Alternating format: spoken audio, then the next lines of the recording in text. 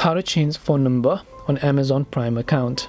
Hey everybody, welcome back to our channel. In today's video I'm going to guide you on how you can change your phone number on Amazon Prime account, so make sure to watch the video till the end. In order to change your phone number on Amazon Prime account, all you have to do is first of all go ahead and then launch the Amazon application, because it doesn't matter whether it is Amazon Prime, Amazon Music or whatever.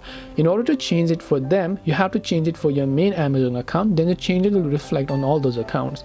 So you can open the normal native Amazon app instead. Just come to your profile icon from the center, then just go to the option called your account. Then go to the option known as login and security. Once you go to login and security, here you can see primary mobile number, so you can tap on edit or add, then just enter the new mobile number, tap on continue, and then you'll be able to change your phone number on Amazon Prime account. This way you can change phone number on Amazon Prime account. Hope this video was very helpful. If you have got any more questions, then feel free to also leave them down below. Thank you for watching till the very end of this tutorial, and see you soon in the next video.